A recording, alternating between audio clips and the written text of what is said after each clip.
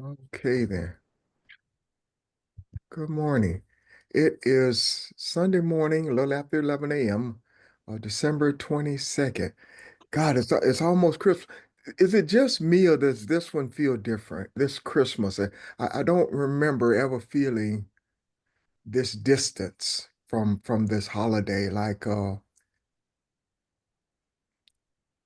almost like I don't know it's coming. I get it. Believe me, I get it.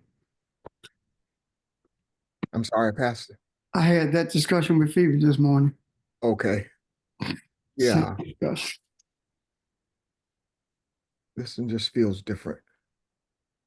Uh, look at it as family time and opportunity to bond and look at gather family and friends and time off from work, that sort of thing.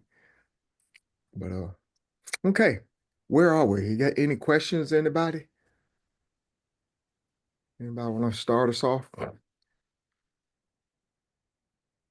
I have a question. Yes, ma'am. Good morning, family. I saw where the Pope will be opening 5 portals on Christmas Eve, and I was wondering if anyone seen that on social media. I just think that it's interesting that it's going to happen Christmas Eve. Who Not posted that? anyone. Who posted that? It was on. A lot of people have been posting it. I can't just give you one No, person, but I have a reason yeah, for asking. I have I a know reason. you do, Pastor Jay.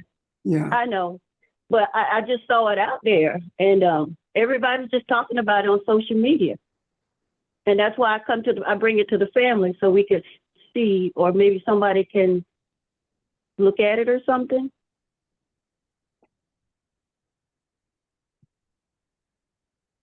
I, I'm uh, I done.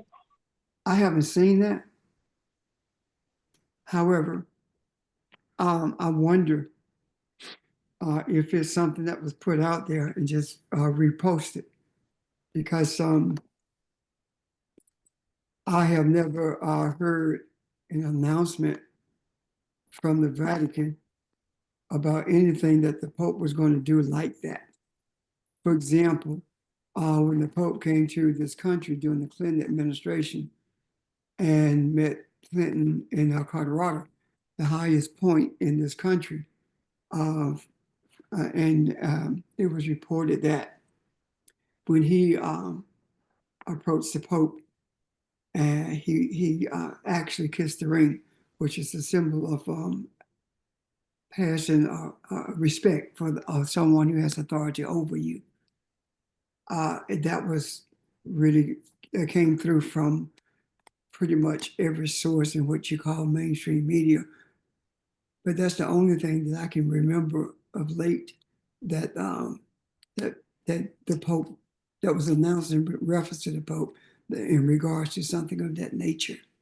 Because that to talk about opening 4 portals, that's highly spiritual, and I've never known them to address anything of that nature. That's why I asked. Yes, sir. It's 5. They Five, normally open 4, but they're saying that He's doing 5, opening 5 portals. and that, But okay. yeah, Well, let me say this to it. I don't know. I'm not aware of it. However, I will say this: he will not open any portal.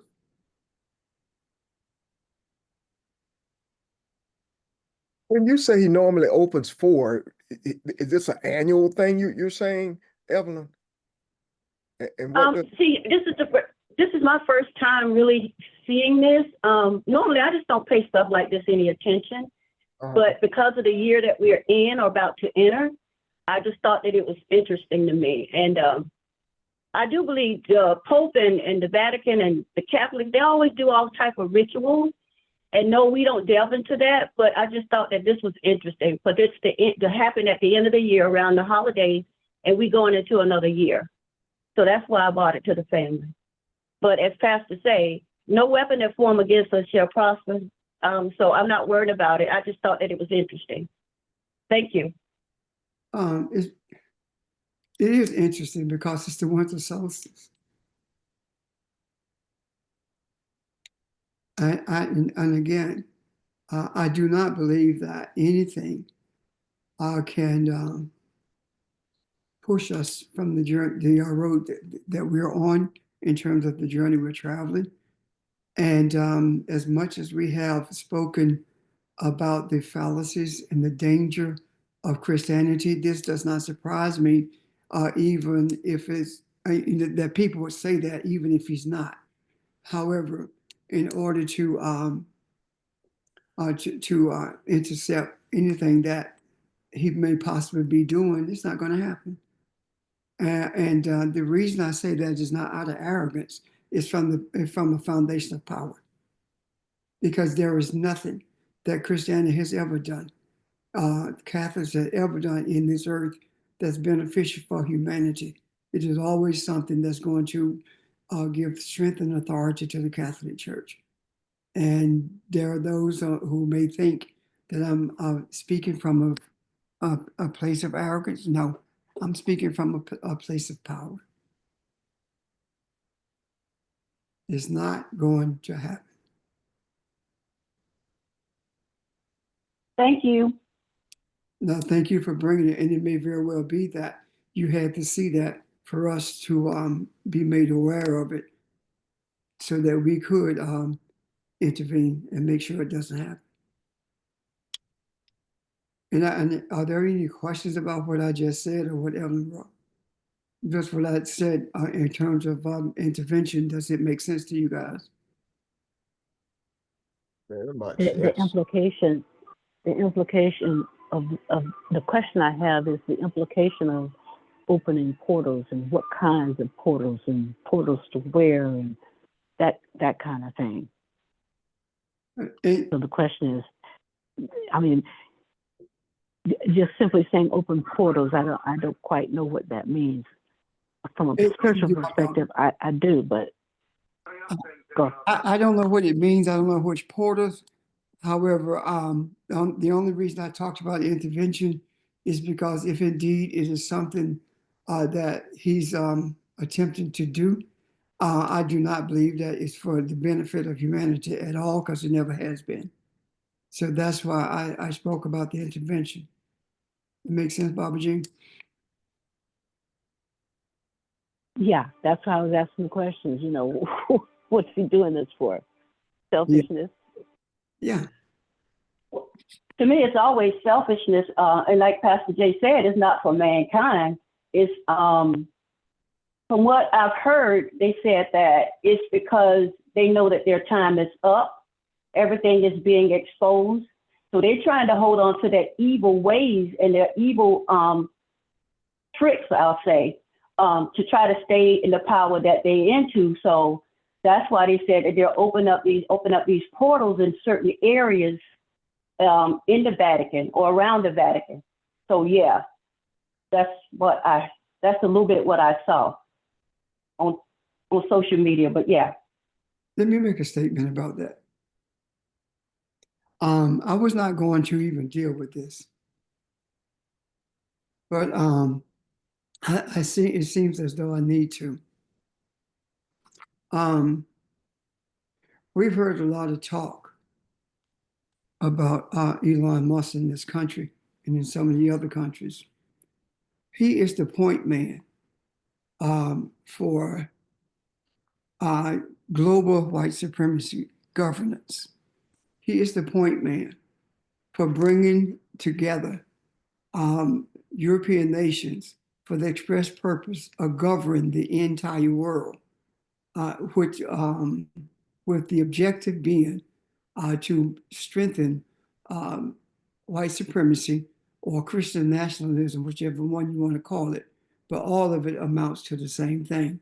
He's the point man for that. It sounds so crazy because we have been taught to believe that anything that they're doing is crazy. For example, they talk about Epstein and his the sexual things that he was engaged in. But if you notice, no one talks about the money projects that he was engaged in.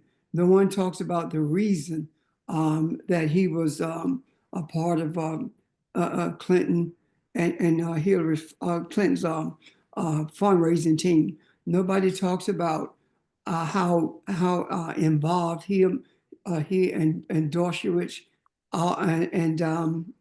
and Clinton and Henry Kissinger, all of them being involved in an effort to coalesce a leadership team around the world that promotes white supremacy. And one of the reasons I was not going to say it is because it sounds like conspiracy theory. And the best way to get people to ignore stuff is to make it look like it's a conspiracy theory. However, I feel like it was necessary to mention that. Now, I'm not saying this for you to be afraid of anything, but I am saying it so you will understand that this is no game. These people are serious. They are dead serious about what they are doing. And him being the point man, he did not get close to Trump without reason. He got close to Trump for him to actually wield power that Trump has and doesn't know what to do with. He got close to Trump because he was told to. And he has become a liaison between Trump and the group in Germany, the neo-Nazi group in Germany, as well as the far right in France and England. The idea when you hear the words far right, that is dog whistle for Christian nationalism or white supremacy. So, I did read a report from an FBI agent who went undercover with those groups, and he said that the problem was when they asked him to give his report, and he talked about the danger in calling them militias or calling them the far right instead of calling them Christian nationalists or white supremacists. And he was actually when he said that before Congress, there were repercussions against him for having publicly made that statement. So I'm saying to you that none of this is a game at all, and we should not treat it as one, and neither should we treat it as something that's going to overcome us. If you feel any fear that it can overcome you or that you cannot do anything about it, then you need to ask yourself the question, do you believe that you are who you say you are? I have no fears of that because I know that I function from a base of power. The question is, can you say the same thing and believe it? I'm done. And I would entertain any questions or comments in reference to that or anything else, especially regarding that. Does it make sense? Yes, to me it does. I Yes. appreciate you. Yes, sir. Thanks for the clarification on that. Thank you.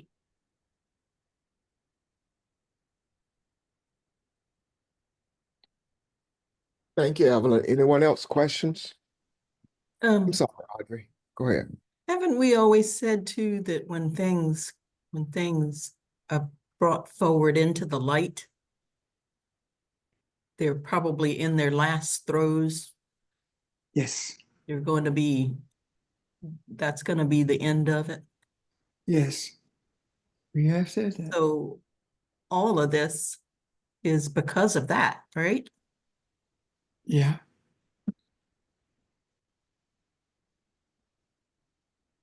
Yeah. Isn't it coming to light so that it can end? Yes. If it's not brought to the surface, it doesn't end. So yes. Right. Thank you. So yeah, there may be hard times, there may be struggle, but it is coming to an end. And And you're right, Audrey, and that's the reason that we're seeing it so clearly. It's no different than anything else that we have uh, desired to bring to the surface so that everyone can see it. When people see things that are adverse to them, they begin to search for ways to get away from it, correct it, stop it, whatever. And that is the whole reason that it's so important that we put things in the macro. Because when they began to search for a way to bring things to an end or search for, lack of a better term, a way out, those things that we put in the macro is available to them, and that is why we're seeing such a change in the way people are approaching things. For example, there are those who regret their vote. Well, why would they regret their vote now when they didn't regret it before? When the same things were taking place, why now? Because there is a better um, uh, understanding because of the eye being open enough for them to see what's actually taking place in regards to them, even though it may be selfish. It's a reality that more than them are suffering from the same thing. And when I say the eye open, keep in mind that those who are making every effort to maintain the supremacy of being white in this earth are the very ones who are talking about being woke, the people who are woke. So the universe does not miss anything. So if you are calling me woke, and I don't know what that means spiritually, but you're saying that I'm woke, and I'm saying if you're calling me woke because I am a progressive, then I accept that idea. Yes, I am woke. I've been awakened from the sleep that you put me in. So what does that do? That means that more people are seeing through the eye, even though they don't understand what they're seeing. Does that make sense, y'all? Yes, it Yes. does. Yeah. Yeah, Pastor, that makes a lot of sense. Thank you. But that's where I see us being.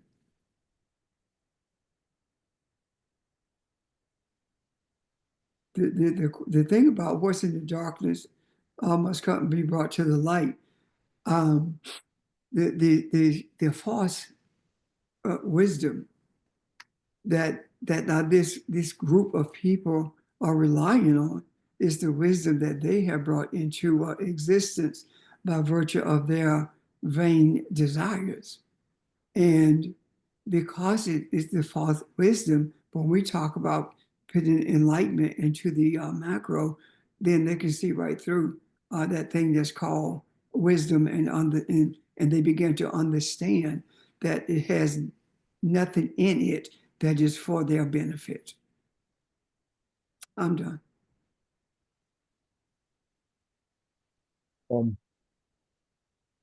I had a question this morning that I think really ties into what we're talking about. I want to, and it starts with Vermill's question. I don't know if you guys looked at Ecclesiastes chapter 11 last Monday or not, but I want to bring it up again because I think I see something here that I like to introduce to you.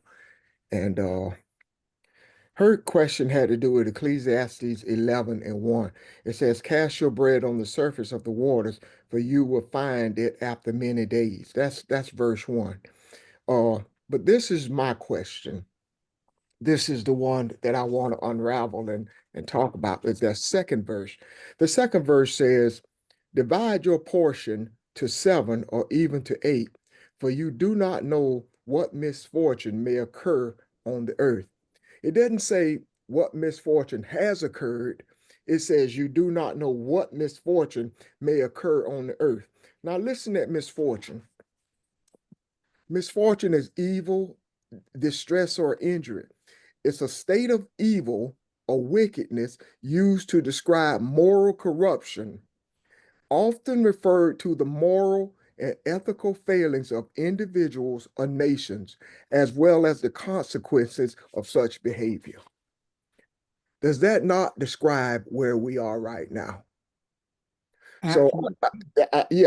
I think that kind of falls into what we are, where we are now. And I think I see it as an invitation to us to not only understand what this is saying, but inviting us to be the go-between, if you will, for I can't think of the word, standing in the gap, or the repairs of the breach, however you want to put it.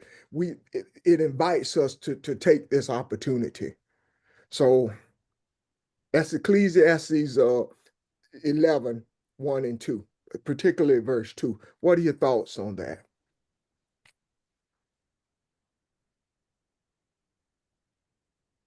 And do you see what I mean? Read it That again, Ron? Read verse 2 again. verse 2, verse 2 say, divide your portion to 7 or even to 8. And I didn't look up 7 and 8 in this regard, if anybody wants to look at that. Divide your portion to 7 or even 8, for you do not know what misfortune may occur on the earth. What'd you say?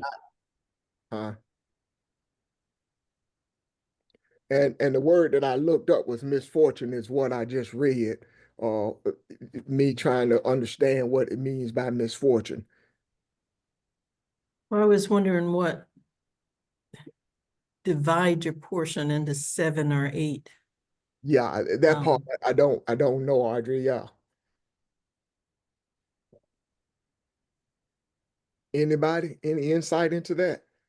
It's almost like this notion of not putting all your eggs in one basket, and depending on that one basket to secure and keep them safe. That's what it sounds like to me, but that's even just from a physical perspective. Yeah. But just give me a couple minutes. Let me look at this one. Okay. Well, from what we've talked about, Barb, we've talked about 7 meaning to be complete, to be full. It means something is fat, it's reached its maturation. So it bubbles over. And 8 is the beginning based on the experiences of that maturation. 8 is the experiences of all that you have come. You're starting over, but you're not starting over without anything. You're starting over with those experiences. But I did not see how that fit. I did not see how Well, that help understand this. Saba is 7 in the Hebrew, and it also comes from a root that means to swear. Means what? To swear. To swear? Okay. And the 8 comes from a root that talks about being fat or robust, being stout, or meaning to be stable. So I have not been able to put that together because, of course, knowing is yada. So, Barbara Jean, what you see? I'm just looking at a message. The message, you got back be generous. Be generous. Invest in acts of charity. Charity yields high returns. Don't hoard your goods. Spread them around. Be a blessing to others. To be your last night. So it smacks of not putting your eggs in one basket, meaning in your own barn and selfishly holding on to it. But when you share with others, I guess the word that I think about is investing in others. When you invest spiritually in others, that goes on and on and on and on. Whereas if you don't, whatever happens ends with you. It stops with you. Any good that you do does not affect humanity. Bob, I also think that verse 3 helps us to see what's there. because it says that if the clouds be full of rain, they empty themselves upon the earth. It's a process of giving, of sharing. It's the process of not holding on to everything that you have. Why do I say that? Because the clouds empty themselves when they are full. The rain, the clouds are more. Clouds consist of water. However, the dust from the earth gives weight to the clouds, and that's what makes it rain. So so when they are full to the brim, that's when it starts to rain. So when you have more than you need, I'll share it as Barbara was referencing a few moments ago. Does that make sense? Yeah, because portion is Yeah. talking, yeah, portion is talking about inheritance. And as you talk about the cloud can only hold what it is, and it cannot replenish itself unless it empties what is already in it. And it also, our cloud also comes from the same root as darkness. So it's wisdom. Yeah. And So the what's thing that saying? is, when it rains, we're not at a loss because we know it's going to occur again. Yeah. And the same conditions will occur again. It'll fill up again. It'll rain again. It'll be of benefit to the earth or to whomever is tilling the earth. So it's almost like a continual giving in a sense.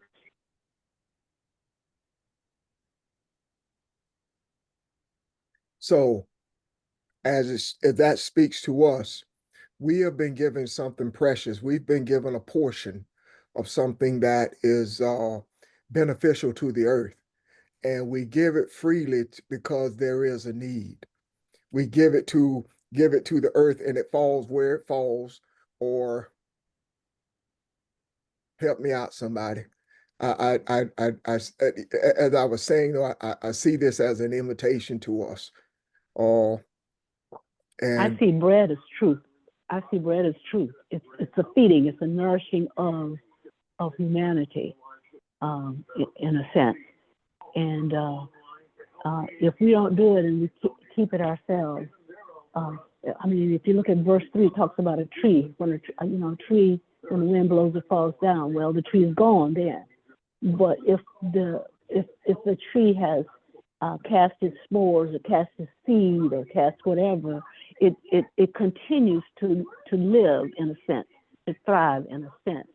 And the same thing happens spiritually. When we speak and cast truth and make it available to the macro, our garden is so much larger than just what we can think in our own limited minds.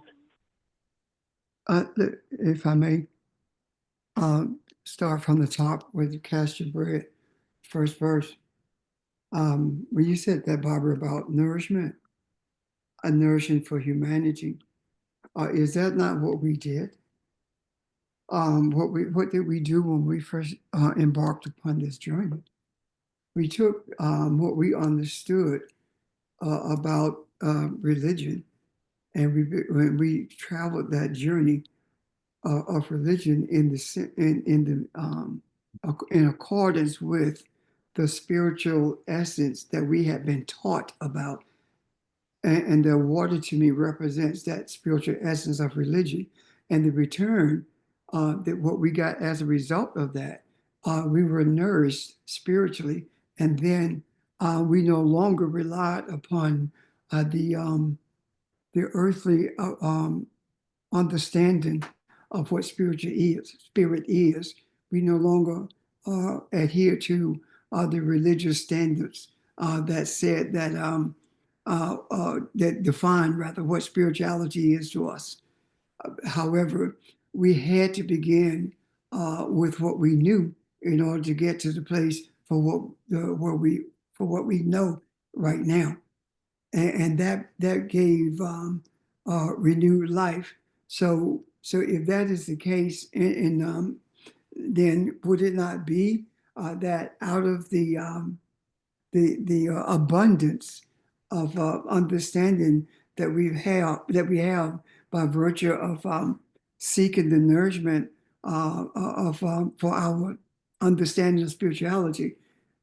Would that not give us more understanding, more knowledge that we needed to share? And are we not given the portion of the seven and also the eighth, meaning that the seven of our coming to an understanding that the seven is, as Ron said, maturation. We got to the place with religion till we saw what it was, which means that our thoughts and understandings of it matured to the place where we had a new beginning, which is eight. And that new beginning has brought us to where we are now and helps us to continue our journey. And is no different than the clouds. When we are full of what we are being shown by the Creator, then we release it into the earth. And the rain does not choose where it falls. The raindrop fall where they may. And our putting it in the macro is no different than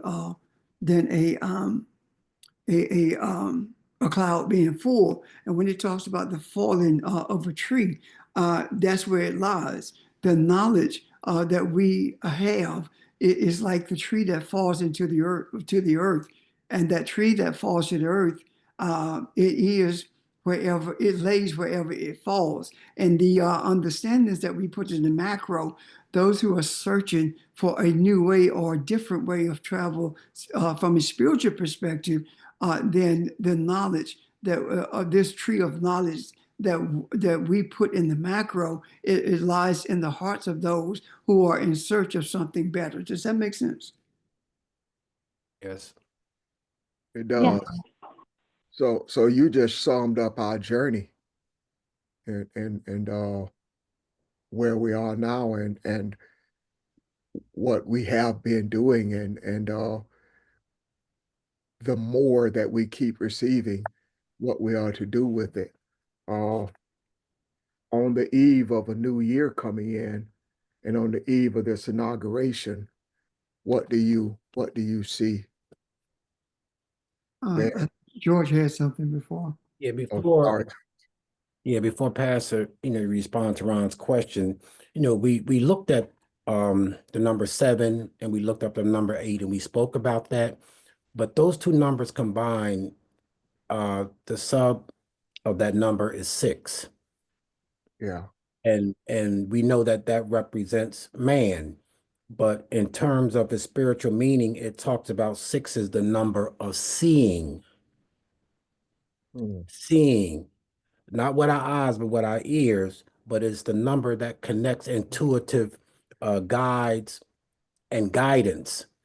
And so, again, we talk about Shabaka Stone, we're talking about where we're moving into in terms of what we're seeing. And I think that, again, looking at it not from the natural man, but looking at it from the spiritual woman when we talk about that balance. And so I just wanted to, mention that as we look at the number 7 and 8, and we see it in terms of the root number, in terms of 15, and we know that the 1 plus 5 is 6. So not the human in a sense in terms of the natural, but the spiritual woman. And I think that there's something there that we need to see with our eye. I'm done. Unless there's any questions. Thank you, George. Yeah. Thank you. Hey, good morning, everyone. Just to try and add to what's already been said, just about sharing. I'm not aware of anything in life that has use for a stingy person. And I hadn't been able to identify anything that sees good in a stingy person. I don't think a thief will always go after someone who has something. I don't think a thief will go after someone who doesn't have anything. So anything in femininity, feminine energy, masculine energy, if you're stingy, you're not going to get the full ramifications of spiritual minded concepts. So, just in life, if there's something out here that has use for a stingy person, just let me know. Because I think about, if I'm stingy, what use am I to this situation? And stingy is not always in the aspect of money. Stingy could be looked at in terms of what you know. So life likes a giving person.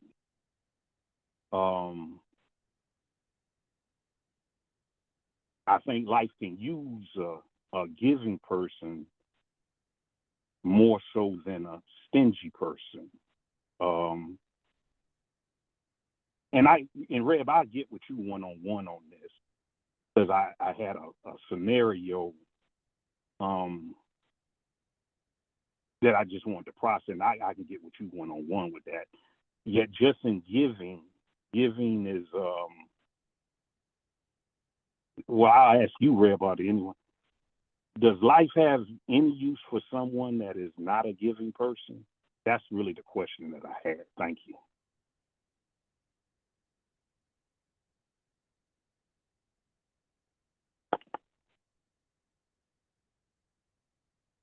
Pastor? Oh, I'm sorry. I was muted. When it comes to giving, it's different. Why? Because everyone gives something, regardless of whether they're stingy or not. They give to someone. Even a thief gives to someone. But the question becomes, what is your motive?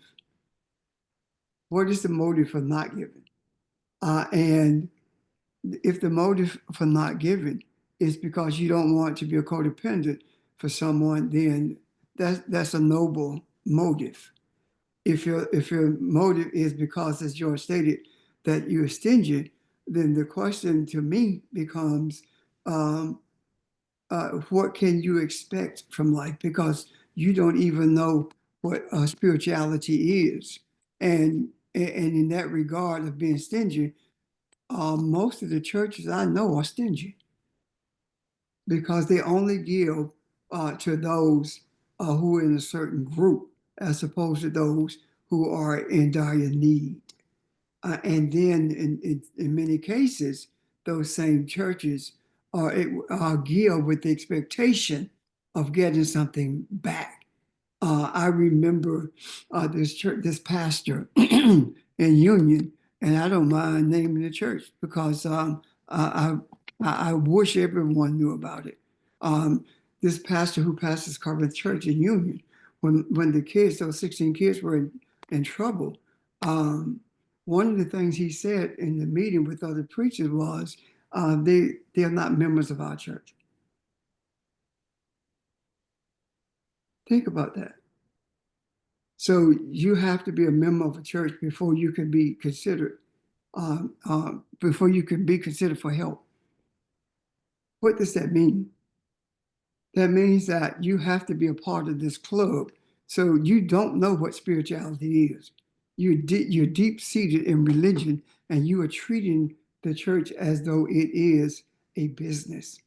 So what I'm saying in essence is that this whole concept of being stingy goes much further than individuals being stingy towards individuals.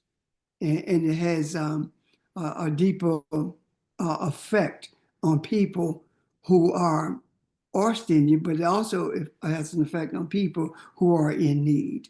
So this whole idea in the material world, I think, is a manifestation of what concepts of what concept they hold in regards to spirituality, meaning that the only thing they know about spirituality is what religion has told them, and that is selfish within itself. I hope I'm not rambling. And George, I hope that was a response to what you asked.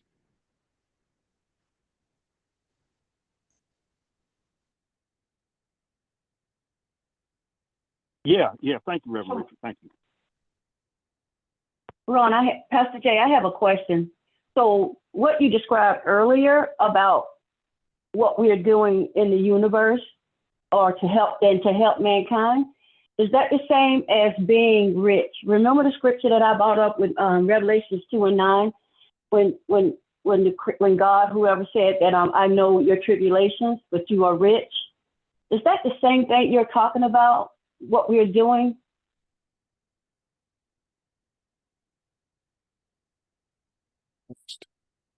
You're on mute, please. I don't know why I keep doing that. I'm sorry. What we are doing is actually enriching the whole of humanity.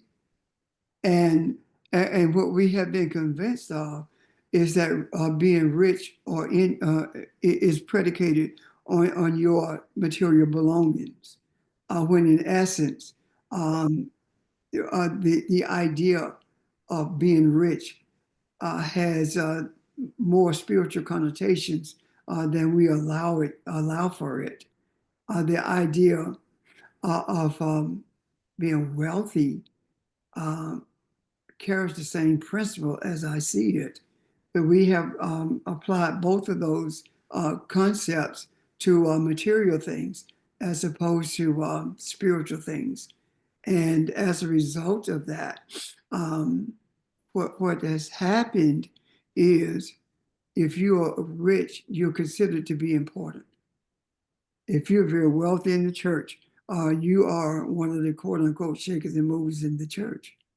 So this whole idea of material wealth determines your status in this society, unless, of course, that you are white male. Because when you look at the current president-elect, from the first time he ran, he was broke. He was rich on paper, but broke in terms of having liquid funds. But because he's a white male in that circle, the inner circle of wealthy people, he was able to navigate the political spectrum so he could get elected. But that was only because he was a white male. And his intellect is very suspect if it exists at all. So it had nothing to do with that. It had everything to do with his perceived wealth. Does that make sense, Evan? It does. And I remember the scripture Ron talked about, cast your bread upon the waters. I remember that being on the white envelope in church. So yeah, it was to put it out there so you can expect a return. Yes. So yeah, I remember that. Thank you. Well, I taught that. I mean, I taught that. But who didn't? If it was in your Sunday school book, you did too. So. Well, one of the things I just want to add in conclusion, if you live a healthy lifestyle, you are a wealthy person.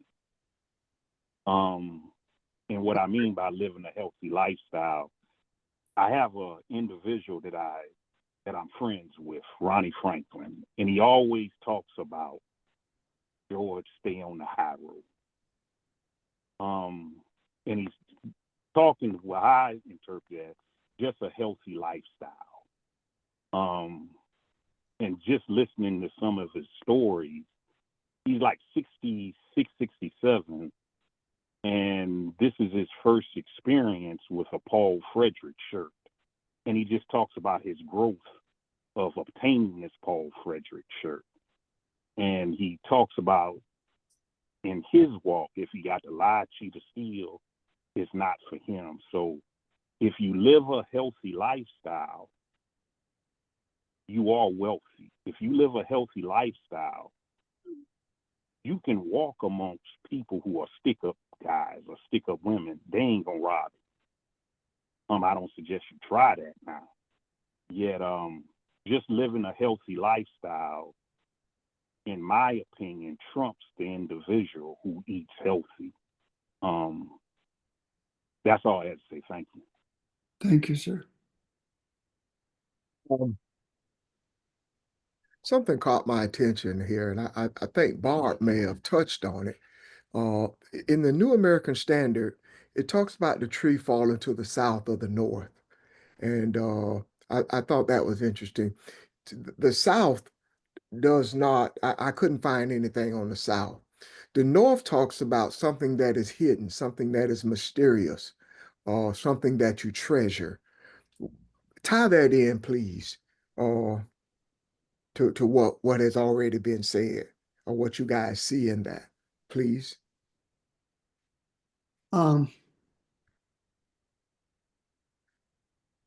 in Masonry, the north is the dark side of the lodge, and no one sits on that side of the lodge, the dark side, except initiates. And that darkness is seen as the place where the initiate sits in that place, darkness, because he does not understand anything that's going on because he has not yet been taught. So we look at darkness from the perspective of not knowing. That speaks also to wisdom. So the message falls in line with or in the place of wisdom, and the one who is receiving it is the one who makes a choice to seek to understand it. An example would be when we talk about uh, the uh, the um, the scriptures in particular and the way we see them now as opposed to where we saw them in the past. Um, if when a question is raised about, let's say, I'm trying to think of an example that we've spoken of in recent times. Let's say that we're looking at the water, or the light being separated from the waters, from the darkness, rather, I'm sorry, from the darkness. Um, if someone says that from a religious perspective, and I say to them that it means far more than that. Now, there are those who would say, I don't want to hear it. Or if I say that this is not talking about the darkness separated, the light being separated from darkness, that's not it at all. They have a choice now. They can ask about what I just said to understand what I just said, or they could say that that's what the Bible say. The Bible says it's separated, and that's what I believe. Now that wisdom that I offer is there, but the understanding is not there. But the one who says, "Oh, what do you mean by that?" If I say that the light is never separated from the darkness, because separated means that they become two entities separate from each other. But if I say the light came from the darkness, and then that means that the enlightenment came from the wisdom and is never separated from that wisdom that it emanated from, because we keep returning to that same wisdom, and we receive more enlightenment from that wisdom. So those two things, if you pursue the wisdom of what's being said, then you are brought out of the darkness into the light. Now, darkness is not knowing or not understanding, and what does not know, what it doesn't know or doesn't understand, is the wisdom of that was offered to us by the spiritual essence of our creation. Does that make sense? Yeah. Now, as far as the South is concerned, I don't, I have not found anything on it either. And I don't know whether the reason is not there is simply because the South itself is empty, or the South itself is a space to be filled by those who are seekers of enlightenment for the for the earth, for humanity, I should say. I kind of take it the way it talks about the rain too. Whether or not you're a seeker of truth or not, this is available to you. Yeah. So whether whatever direction you're headed in, it rains on you too. The sun shines on you as well, and you all can take the opportunity is there to pull truth from it or to walk in it to whatever point you want that to mean, whatever value you get from it. That is but it is an opportunity to everyone.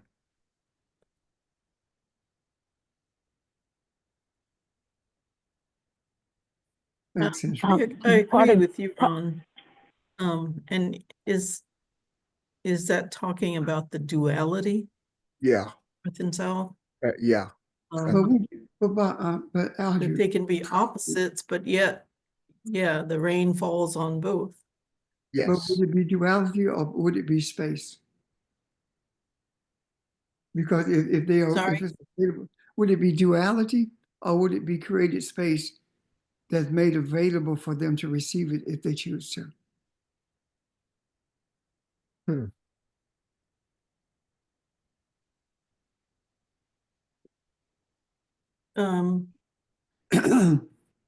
Is that not the same thing?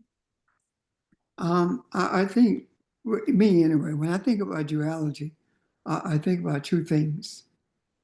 When I think about the space, I'm thinking about that space that's empty, the empty space in our life that is reserved for the understanding of spirituality, the essence of who we are.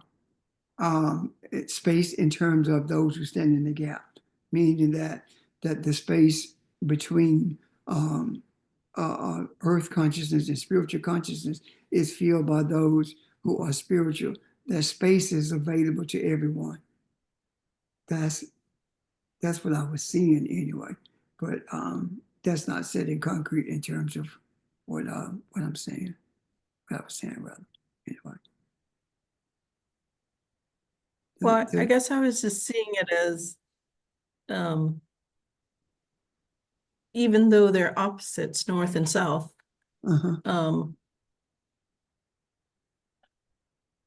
they both have the same opportunity in terms of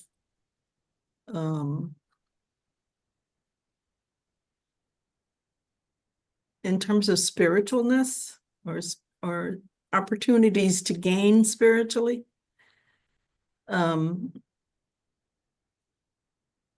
They both have the same opportunities to sort of understand who they are, who and what is happening. I mean, because our descriptions are the same. What I'm processing and trying to talk at the same time. But I just see it as they both have the opportunity to find that spirituality, to find that wisdom, to find their way, their direction. I don't know what I'm saying. Well, I do. I understand what you're saying. We are on the same page when it comes to the description of what you were saying. That was my concept of duality that I put out there. However, when you describe what you were talking about when you said duality, it is the same concept that I was talking about. That space that's created for them to have the opportunity to receive if they choose to. Okay. Yeah. I thought we were saying the same thing. Yeah. Hey, Pastor, this is Charles. Yes, sir. You were talking about duality and space. Do time have anything to do with duality in space too?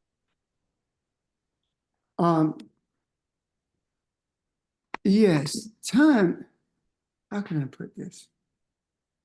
Time only exists in the material world.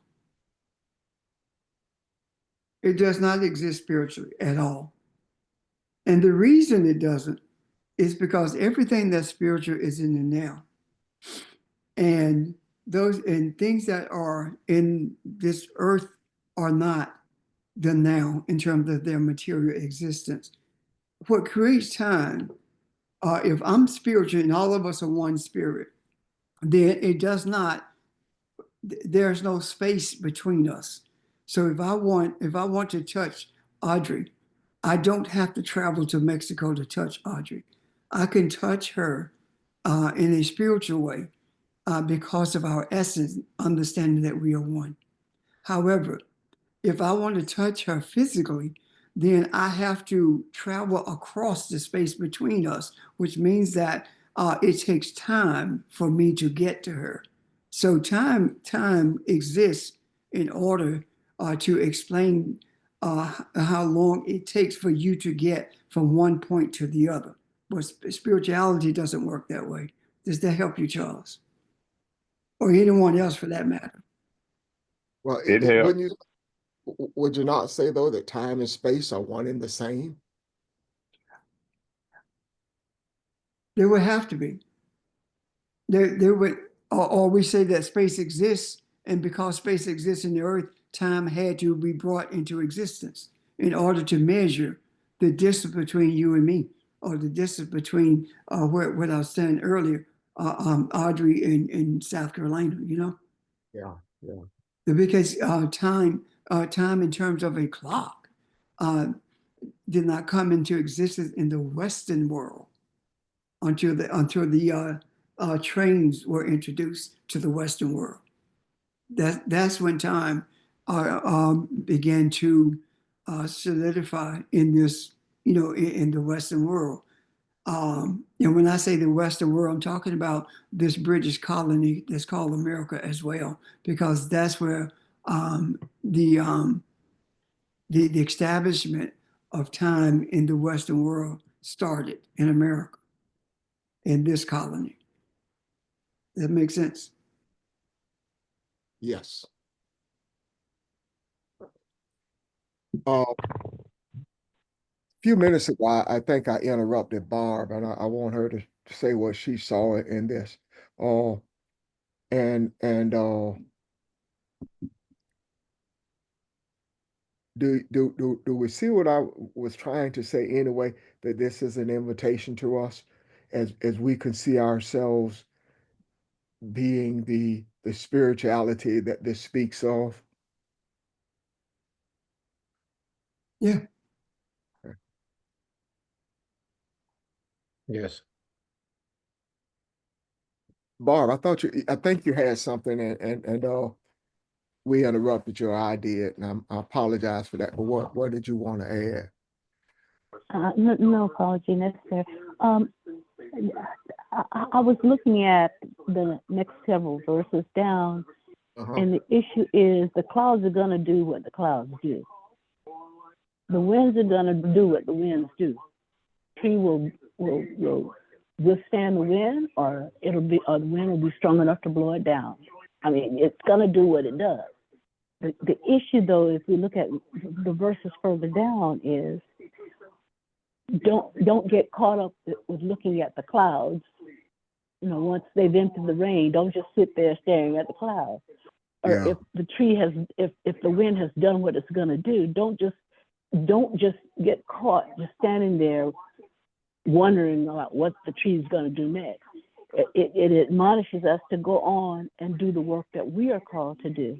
Sow the seed, sow the truth, sow wisdom, sow loving kindness. Don't once you've done something and you say, "Oh, that's good." Nah, the issue is in verse, I think it's 6.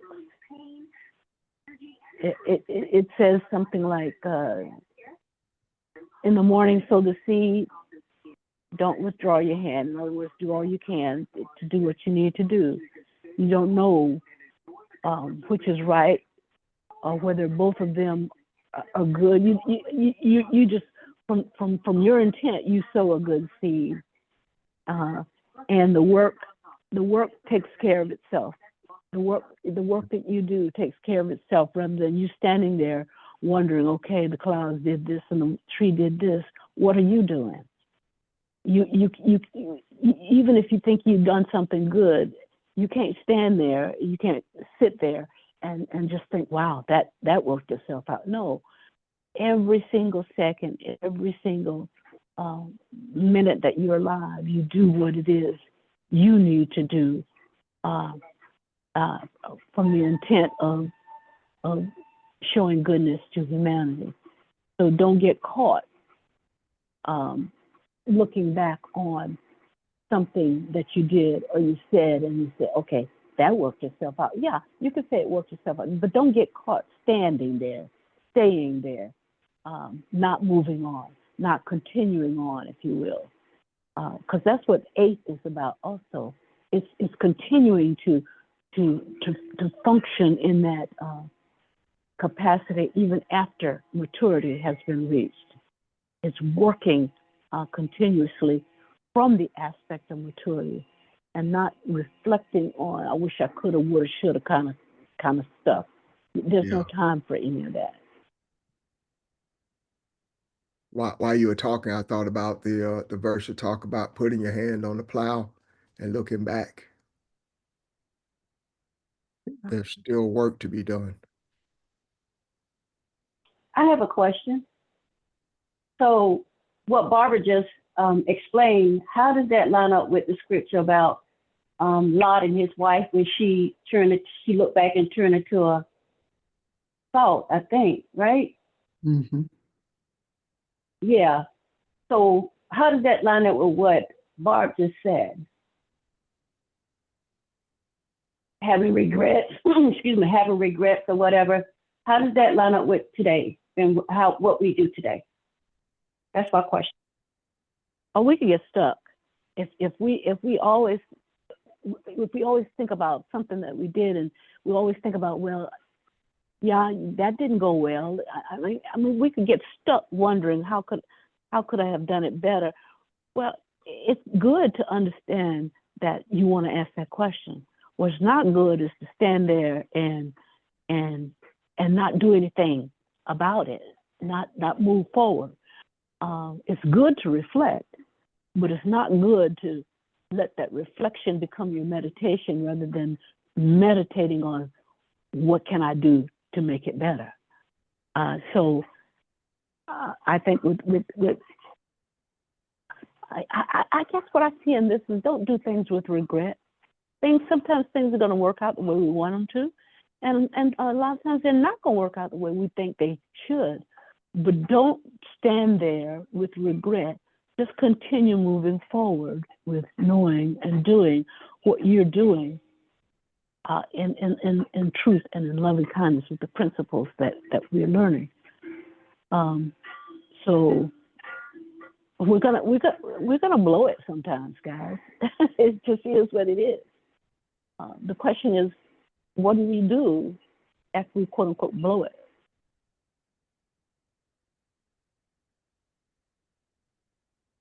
I like that. I was hearing that word over and over. As you said, regret. Regret. What is regret? And what effect does it have in our lives? That very word regret results in stagnation. That very word regret does not allow for us to move beyond where we got stuck. That very word regret can also cause us to forget who we are. Not forget in terms of never remembering again, but at that moment, forget at that moment who we are. And that whether we have regrets or not is based upon our initial response. I think that idea, the concept of regret is extremely powerful, and it's something that can really sneak in when you're really not thinking about it. I'm remembering things that I've said, especially when I'm teaching, that I'm like, oh my God, I wish I had a chance to say that differently, or I shouldn't have said that. All that's regret. All of that is regret. And one of the case in points is I made a statement when I was teaching at one time, and it was recorded. And I was talking to someone about it, and they told me, let it go. Stop listening to yourself if you act like this. Let it go. And when I let it go, I moved forward in that I was able to teach on the same principle that I had taught the night before, but it was without regret. And what I have done, what I did in order to avoid it, is I stopped listening to myself when I taught, because I had to get beyond that stage of regretting things that I had misspoken about, or things that I didn't say at all. So I do appreciate the usage of that word, because I think today is one of the things, that's one of the things today that I do believe that a number of us, for lack of a better word, are guilty of. Too many regrets. And we don't call it regret. Why did I say that? Why did I do that? That's saying you regretted it. Thank you. I just wanted to add that. And regretting also causes you to live in the past. Yes. Because your mind is continuously taken back to that period of time. So it prevents you from living right now, in the now, sowing the seeds you need to sow for this period right now, for this time right now, for this space right now. Yeah. Which can turn into bitterness and depression, right? Yep. Because we talked about healing the other day too. Yeah. And Hello, everybody. Oh, go ahead. go ahead. I don't remember what I was about to say. I want you to finish. I hear. No, I'm good. I'm good. Go ahead, Sean. Oh, I was just thinking of an analogy in terms of how we approach this with regret and looking at making mistakes and not staying there, moving on, etc. And I think of it in terms of as akin to just someone who was practicing. The idea of practicing is, at the time, you know that you're not going to necessarily be perfect or be ideal in terms of you would be satisfied with everything that necessarily took place. However, your intentions are to do a certain thing. And as one would make mistakes in practice, one would then learn from those mistakes or gain some type of other understanding, etc., which will help them to, keep going. And that's part of the process. The thing is that at no point in practice can you just get stuck at where you're at and say, okay, I'm not practicing anymore because I made this mistake. That's not how a practice works. But the thing is, yes, you notice it. Yes, you make adjustments. And Pastor Richard, I would say that as you hinted at, had you not said those particular things that you then found out, okay, I don't, that's not actually the truth, and regretting it, you would have actually not moved on. It was a necessary step in the process, whether that was even said privately or allowed for you to notice and move on. And the fact that you actually had conviction about that particular thing that happened also just shows on the other side that you care, this is true to you, and this absolutely does matter. It is something important. It is something that you take serious. You don't, just overlook it. What comes out of your mouth, even as you grow, you stand on that. So yeah, I was just thinking that. And then as Charles mentioned, time, practice, thinking of time in several different ways, but as it relates to practice, you're not on any one time. It's just everything that is happening in the moment. Of course, if you're just super tired and you're ready to leave and you're exhausted. But I mean, in terms of what practice, in a sense, it is meant for, is not to be perfect. The idea is to keep improving and to keep learning and to keep growing. That is the aim. I'm finished. Thank you. And I Hey, just, good morning, everyone. Oh, go ahead, whoever was speaking. no, I was just going to say, as I listened to Sheldon speak and what Barb said and Pastor before, I think if I can say about me, regret is a big part of my, uh, you know, place that things I try to avoid. And you're right, you define it perfectly. It can keep you stuck right there. So yeah, I hear that loud and clear. I did not tie that together when I looked at those verses. And by the way, before I noticed Famil is not on tonight. This discussion really is uh kind of made possible by her by asking that question from verse 1. So hopefully she'll get to listen to it because I think we answered her question. But go ahead, George. There's something else I was going to say, but go ahead and Well, add, just one of add the things I wanted to add of this thing of regret. Um, Whenever you're doing something, if we're looking at work, whatever it is, the likelihood of making a mistake while you're doing something is very high. It's just going to happen when you work. And right before I went on vacation, a coworker of mine called me. He was involved in a little fender bender, and he called me up to process it with me, what's going to happen. And I just told him, based on my experience, what you're dealing with now, your first 24 to 72 hours, you're going to be real nervous. Things that you could do just normally, you're really going to give it some thought.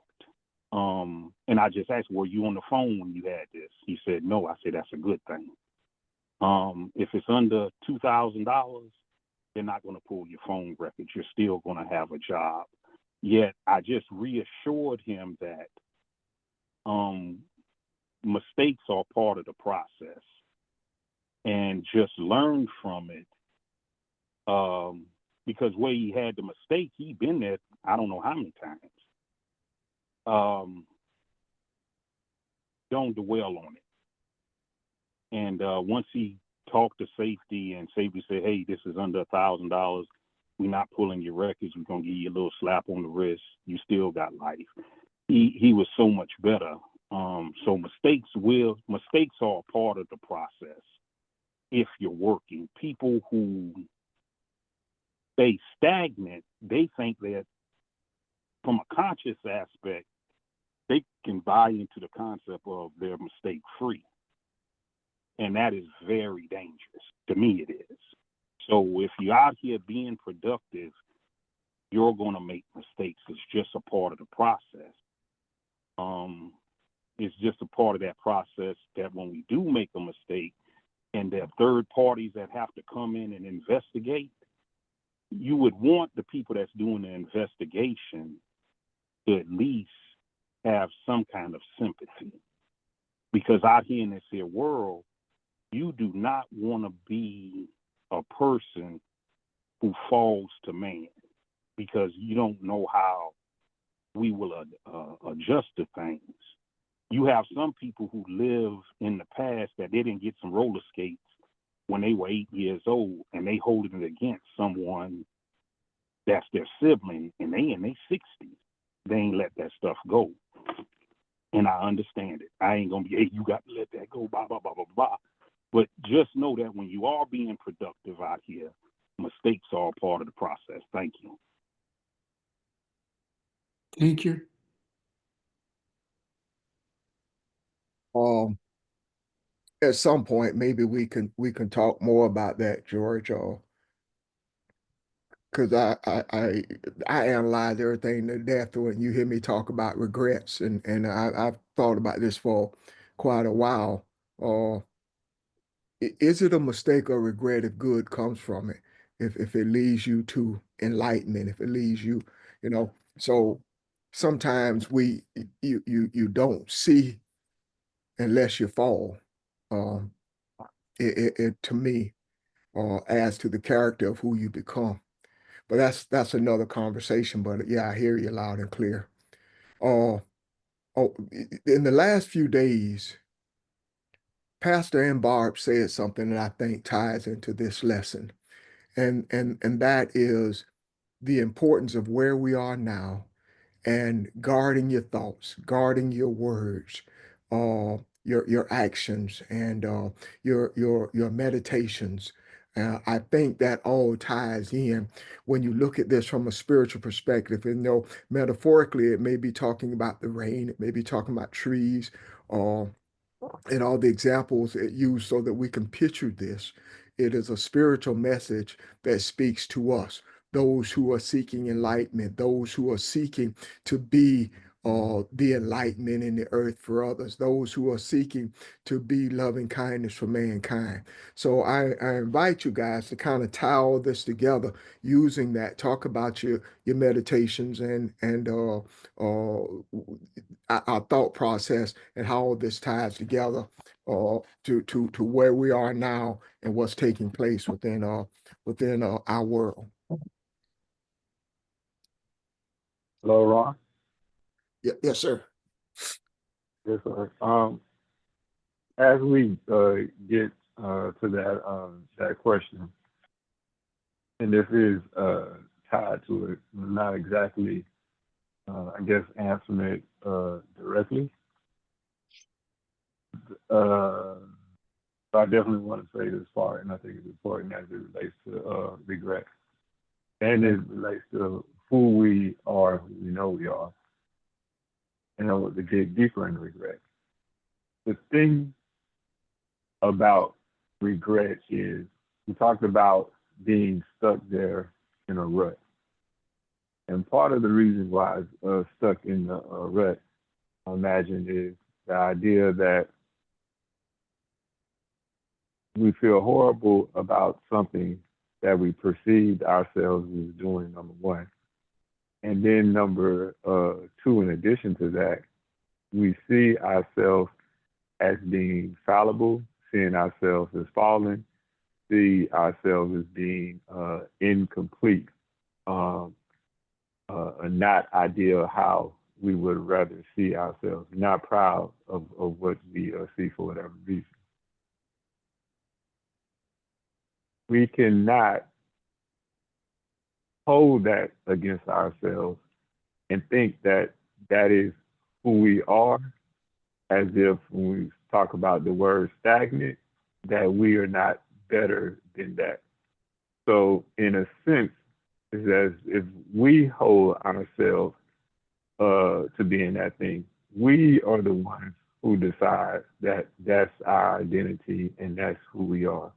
We are the ones who look at ourselves as not being able to change, or not being able to change, not changing and not growing. We hold ourselves in place from not only a mental standpoint, but from our self view of who and what we think we are. So when that occurs, and it absolutely will occur and has occurred to all of us and does occur at times, I'm speaking to myself as well, we have to believe, and not only believe, but actually truly know that that particular thing does not define who we are, that we are continuing to grow, and we must trust in ourselves in that and have that same trust and conviction that we've had in anything in our life that we can relate to, that things ultimately will even work out for those who we may have viewed ourselves as transgressed against it as well. It doesn't mean that we can necessarily just go back and undo those things in a sense, but we must trust that good would come. And beyond trust, we must know that good would become, because we're the ones that are deciding that we are better and that good will come out of whatever it is. I just automatically thought of Bob Ross. I don't know why it just came in my head when he would be painting and stuff, and he would be like a happy accident or whatever. It doesn't mean that we would want to, of course, repeat the things, but of course, our intentions and our knowledge going forward after that would have changed as well. But we can't hold ourselves in place and look at ourselves as being less than. I'm finished. Thank you, sir. Thank you. Very helpful. Thank you. We are in the midst of the winter solstice, and that we have talked about what that means. We've talked about that several different times. However, have we spoken about it in regards to what we are doing and where we are in the process of putting everything in the macro? I believe that this winter solstice is different. And I know I'm going in a different direction. I believe it's different because it allows us, it is telling us that we need to prepare for what is to come.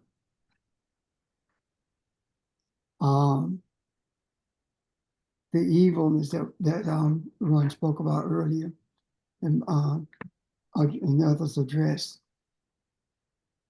is what we are experiencing at this moment.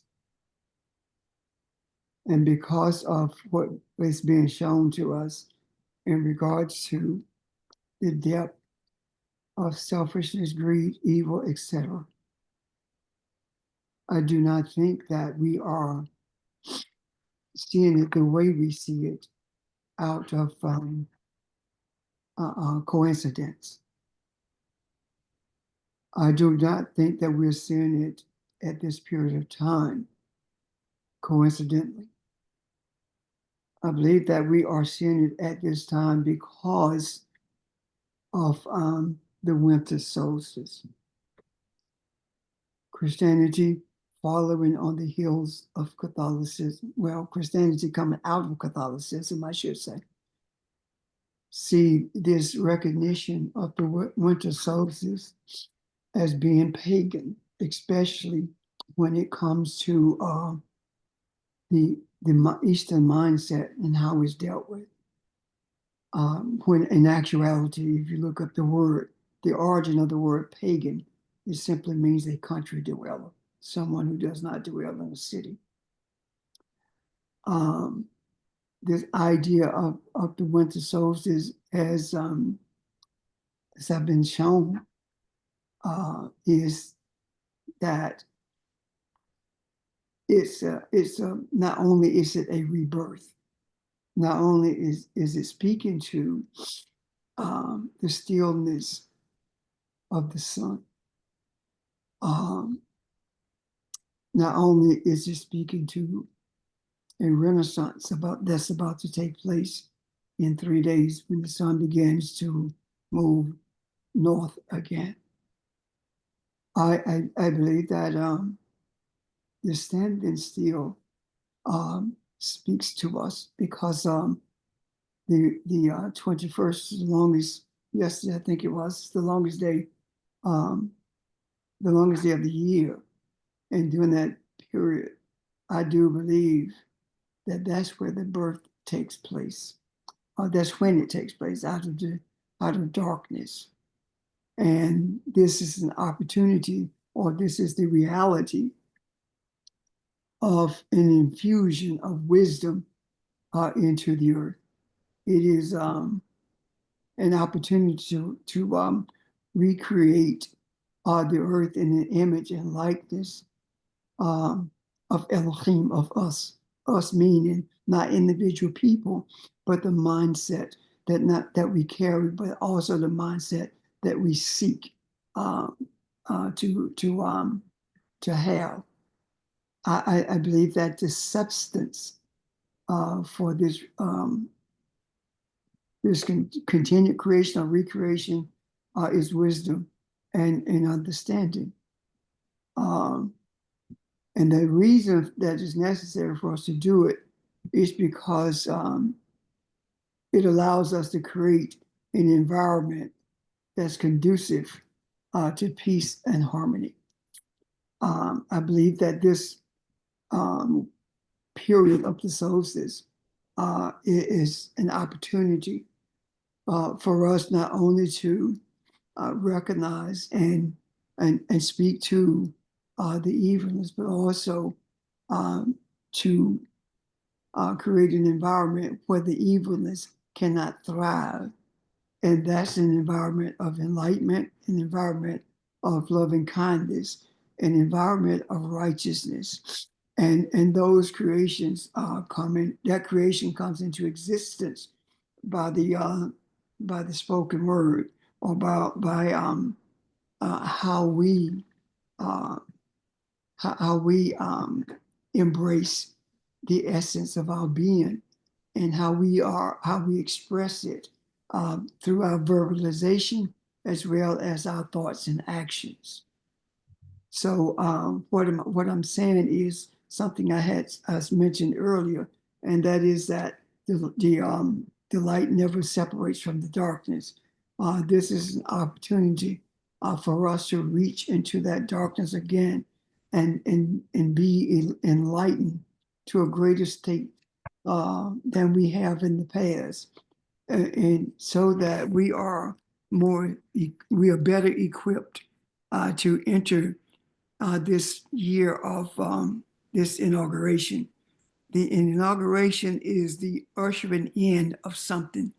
An inauguration is the ushering in of a new era. And this inauguration is intended to be no different than the rest of them, only more cynical, more diabolical, more barbaric in nature. And it is incumbent upon us to take this opportunity and embrace the wisdom, meaning that embrace what resonates with you, even though you don't understand it. This opportunity to embrace what we do understand and remind ourselves of it, so that we can have a continued experience of enlightenment, a continuous experience of birthing into the earth loving kindness.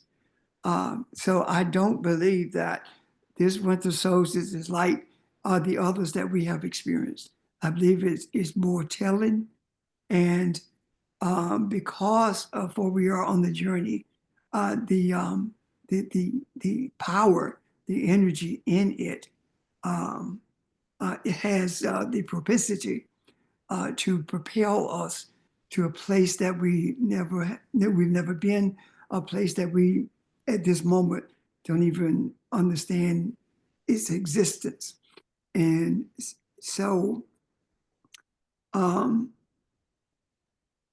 when we cross this bridge into this new year, we cross it with the understanding that the only thing that's going to be inaugurated in this earth is an era of loving kindness and peace and harmony, an era where humanity begins to throw off the chains of enslavement, throw off the chains of mental enslavement, and began to see that there is a huge difference between education and indoctrination, and see what how education has been a source of indoctrination to us, but also um, be able to, opportunity rather, for us to infuse the energy that we have into this earth in a unified manner so strongly until those who, especially those who are in religious settings, will begin to seek to travel a different journey than the one that they have been traveling all of these years, a journey that has has nothing to give birth to. It's just a repetitive journey that actually aborts everything that is spiritual, as opposed to nourishing it so that it can be birthed.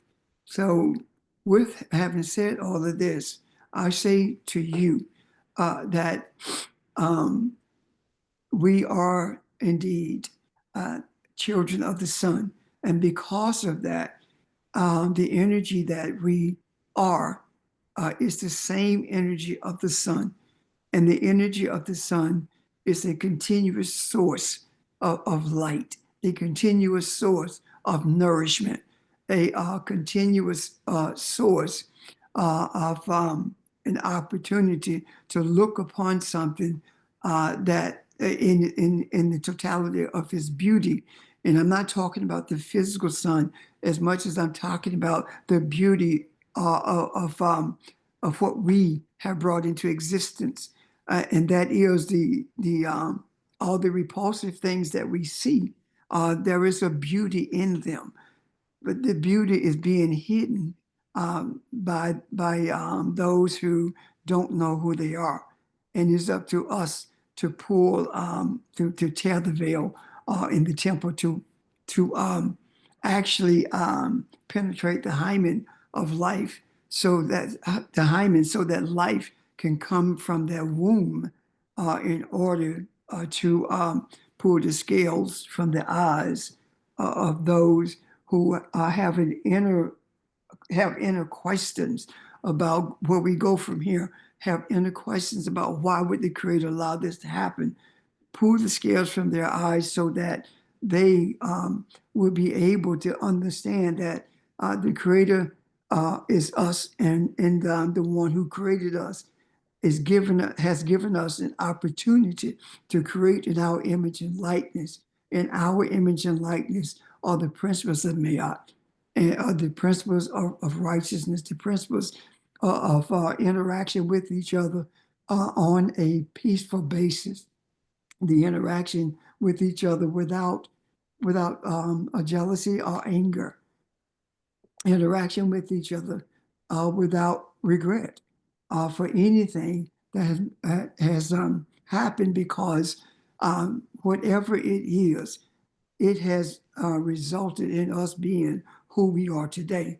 And yes, some of it has been painful, but you don't have to carry the pain with you, even though the event may be there as a reminder so that you can continue to move forward. That you don't need the pain of it as a reminder, because the pain will stop you in your tracks. I'm done. Any questions or comments?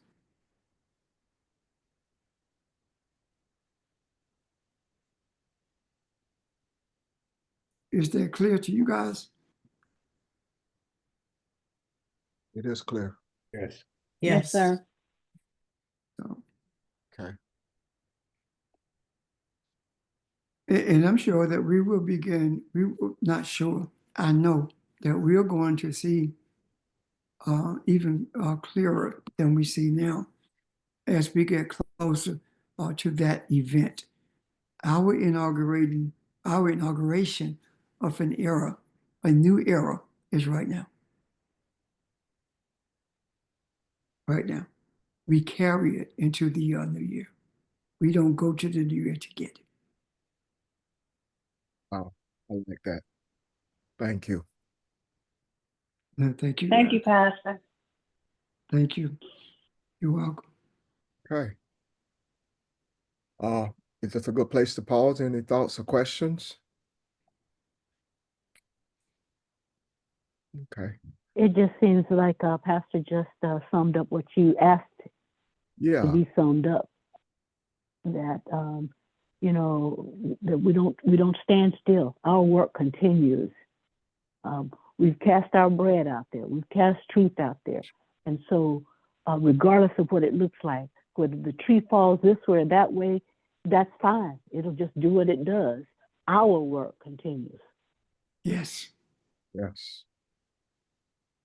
Beautiful. Oh, she- All right. Thank you. Thank you for your energy, everybody, even if you did not speak.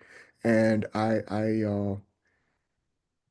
want to reiterate that the power of your questions and what we try to do is answer the questions immediately. But sometimes if you don't feel it, you wait until the time to answer it, which this fell into place beautifully.